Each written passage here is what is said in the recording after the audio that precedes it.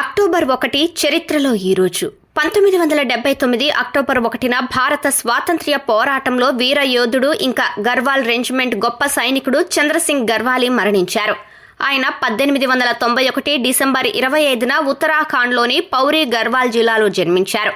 ఆయన పూర్తి పేరు చంద్రసింగ్ నెగి.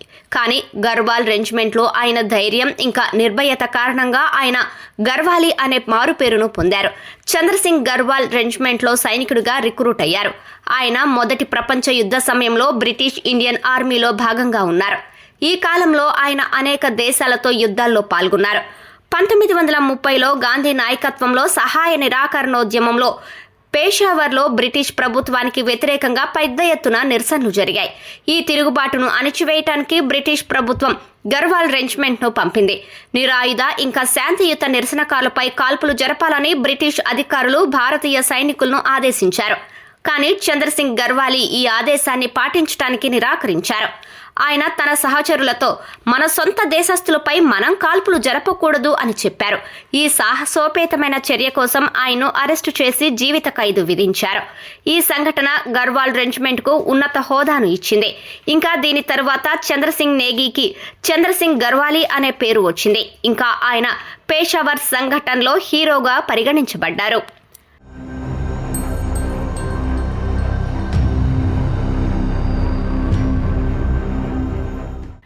భారత సైన్యంలోని ప్రధాన పదాతి దళ రెజిమెంట్ అయిన మహర్ రెజిమెంట్ 1941 అక్టోబర్ 1న ఉద్భవించింది.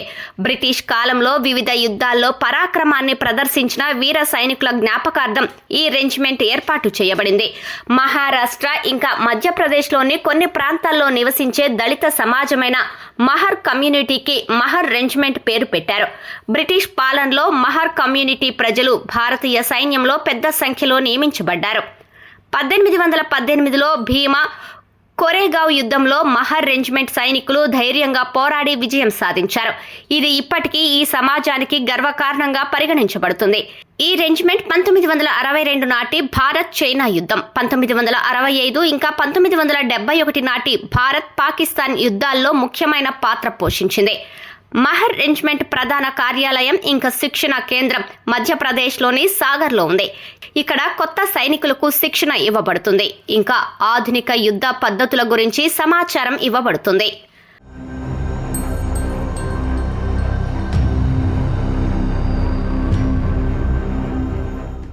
1945 అక్టోబర్ 1న భారత 14వ రాష్ట్రపతి రామ్నాథ్ కోవింద్ ఉత్తరప్రదేశ్లోని కాన్పూర్ దేహాత్లో జన్మించారు.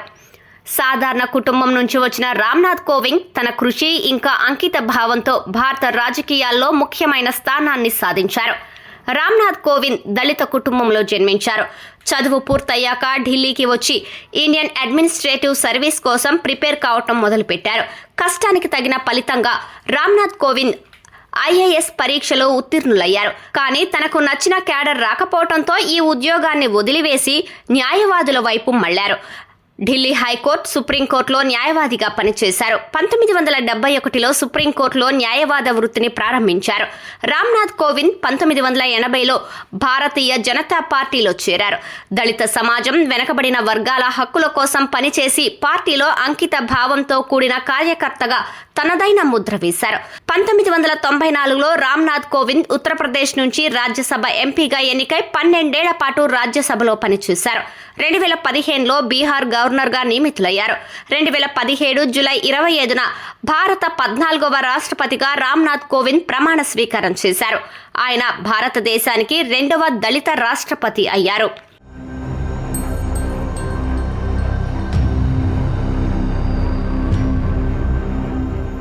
అనిబిసెంట్ 1847 అక్టోబర్ 1న బ్రిటన్లో జన్మించారు. ఆమె ప్రముఖ బ్రిటిష్ సోషలిస్ట్ ఇంకా థియోసఫిస్ట్.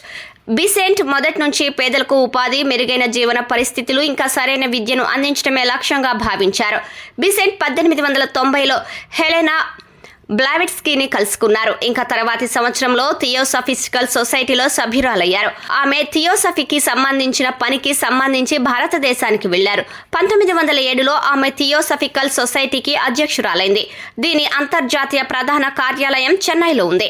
బిసెంట్ భారత జాతీయ కాంగ్రెస్లో చేరటం ద్వారా భారత రాజకీయాల్లోకి ప్రవేశించారు. 1914లో మొదటి ప్రపంచ యుద్ధం ప్రారంభమైనప్పుడు ఆమె భారతదేశంలో హోమ్ రూల్ లీగ్ను ప్రారంభించడంలో సహాయం చేశారు. దీని తర్వాత 1919 చివరిలో ఆమె భారత జాతీయ కాంగ్రెస్కు మొదటి మహిళా అధ్యక్షురాలైంది. భారతదేశంలో నివసిస్తున్నప్పుడు అనీ బెసెంట్ పూర్తి భారతీయురాలుగా మారారు. ఆమె గాంధీకి అంతర్లీన మిత్రురాలుగా మారింది. ఇంకా గాంధీతో కలిసి ప్రతి ఉద్యమంలో చురుకుగా పాల్గొంది. ఆమె 1933 సెప్టెంబర్ 20న చెన్నైలో మరణించారు.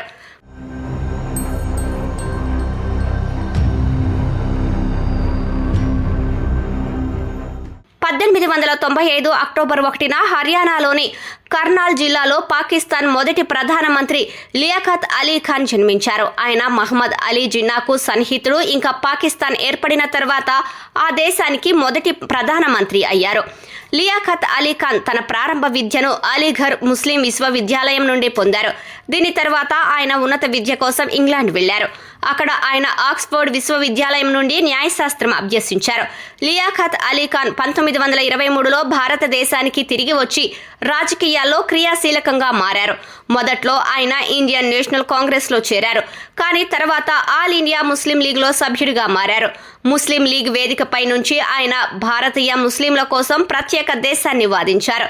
1936లో ఆయన ముస్లిం లీగ్ ప్రధాన కార్యదర్శిగా నియమితుడయ్యారు. జిన్నాకు అత్యంత సన్నిహితుడు ఇంకా విశ్వసనీయ సహచరుల్లో ఒకడు అయ్యారు. పాకిస్తాన్ ఏర్పడిన తర్వాత లియాఖత్ అలీ ఖాన్ 1947 ఆగస్టు 14న పాకిస్తాన్ మొదటి ప్రధానమంత్రిగా ప్రమాణ స్వీకారం చేశారు. అదే సమయంలో 1951 అక్టోబర్ 16న రావల్పిండిలో బహిరంగ సభలో లియాఖత్ అలీ ఖాన్ కాల్చి చంపబడ్డారు.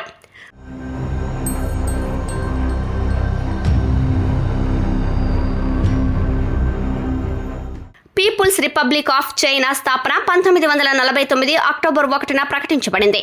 అయితే దీనికి ముందు చైనా అంతర్యుద్ధంగా పిలువబడే చైనా సుదీర్ఘ వివాదం ఉంది.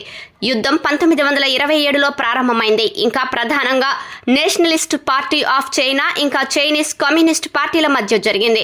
అంతర్యుద్ధ సమయంలో మావో జెడాంగ్ కమ్యూనిస్ట్ పార్టీ అప్పటి సోవియట్ యూనియన్ సహకారంతో చైనాలోని గ్రామీణ ప్రాంతాల్లో క్రమంగా తన ప్రభావాన్ని విస్తరించింది.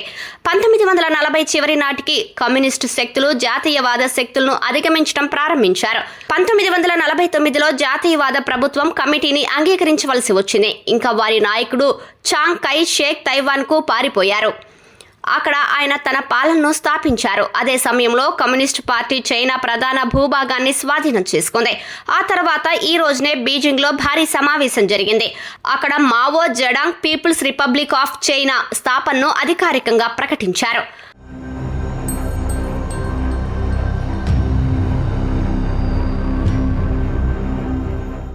అంతర్జాతీయ వృద్ధుల దినోత్సవాన్ని అక్టోబర్ 1న జరుపుకుంటారు. సమాజంలోని వృద్ధుల పట్ల అవగాహన పెంచడం, ఇంకా వారి హక్కులు, ఆరోగ్యం ఇంకా భద్రతను నిర్ధారించడం ఈ రోజు ఉద్దేశం. ఈ రోజును మొదటిసారిగా ఐక్యరాజ్య సమితి జనరల్ అసెంబ్లీ 1990 డిసెంబర్ 14న ప్రకటించింది. ఇంకా 1991 నుండి ప్రతి సంవత్సరం అక్టోబర్ 1న జరుపుకుంటారు.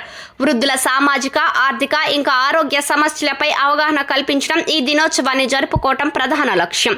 వృద్ధుల సంరక్షణ ఇంకా వారి హక్కులను పరిరక్షించే విధానాలు ఇంకా కార్యక్రమాలను ప్రోత్సహించడం కూడా ఈ దినోత్సవాన్ని జరుపుకోవటం ఉద్దేశ్యం. అక్టోబర్ 1న అంతర్జాతీయ వృద్ధుల దినోత్సవం మన పెద్దలు సమాజంలో ముఖ్యమైన భాగమని, ఇంకా వారికి గౌరవం, రక్షణ ఇంకా సంరక్షణ అవసరమని గుర్తు చేస్తుంది.